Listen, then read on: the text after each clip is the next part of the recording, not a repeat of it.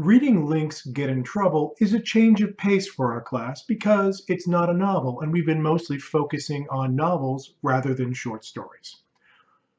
But the short story is a central form for science fiction, arguably the central form. We can make a case that short stories have been historically more important to the genre than novels have.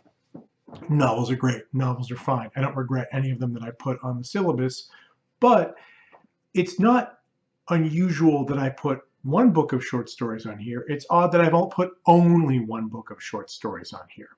Let me say a few things. Science fiction is invented by a short story magazine.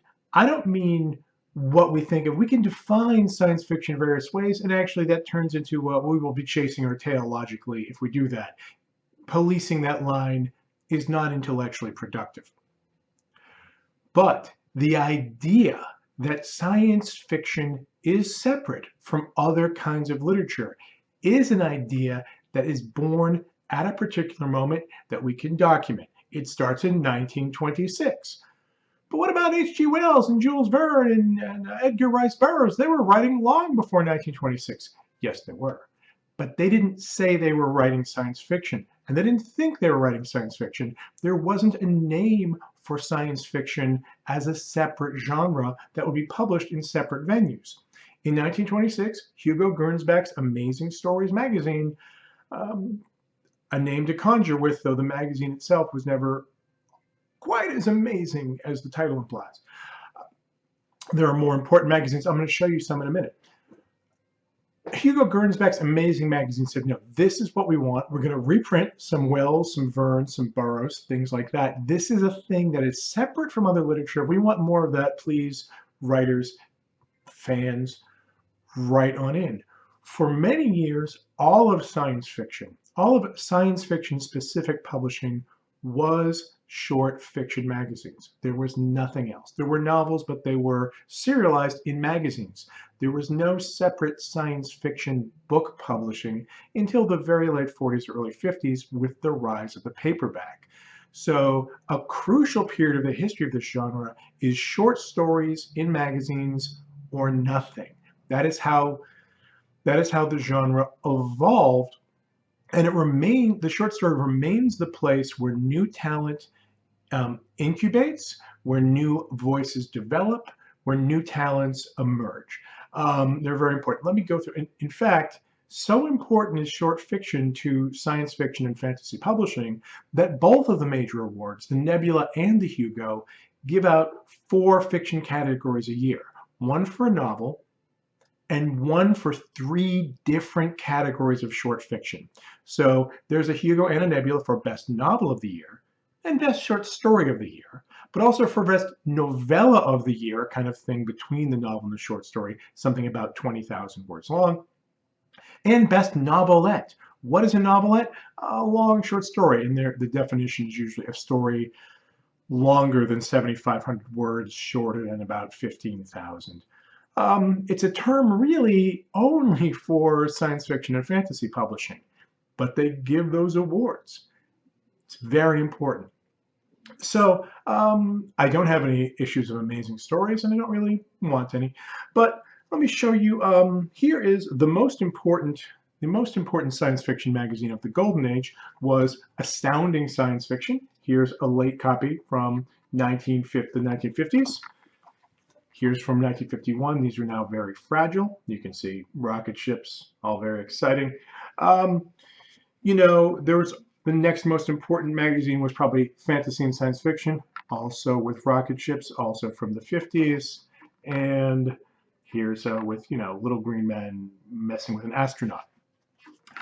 This is where the genre learned to hear its own voice. This is where the talents developed. And there are major figures like Ray Bradbury who were always primarily short story writers. Link is not the first science fiction writer or the first major science fiction writer to be mostly a short fiction person. Bradbury is almost exclusively a short fiction person. And of his 2 famous novels, one, The Martian Chronicles, is actually just a bunch of short stories from magazines cobbled together. So important is this: when science fiction moves into book publishing, when paperback publishers and even hardcover publishers will have their own science fiction lines, they invent the genre of the original anthology, which still exists and thrives in science fiction. One of the books, one of the stories in Get in Trouble, maybe two, come from these original anthologies. In some ways, it's an attempt to create a magazine, but in a book. So very important things like Orbit, the British New Worlds Quarterly, and these were both associated with kind of advances, being more modernist. This is Quark, edited by one Samuel R. Delany and his then spouse Marilyn Hacker. Here's Orbit in hardcover.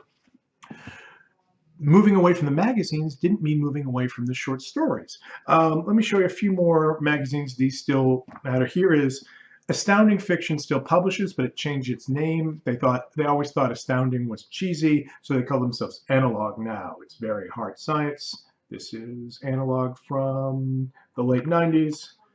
Here is Fantasy and Science Fiction, still going strong. You might recognize the name Ursula K. Le Guin. Here's the third major print science fiction magazine of the moment, been going on for decades, is Isaac Asimov's, named after Isaac Asimov. Here's one from the late 80s. You might recognize this gentleman's name too. These two writers are also very important. There's always been a fanzine tradition, small magazines that were not professional, that didn't pay well. Link herself operates with her spouse, operates a small kind of underground zine. Here is one copy from the 90s, Lady Churchill's Rosebud Wristlet. You see Link is in it. And, this is a stapled. This is not even bounded. It's stapled. But it's wonderful.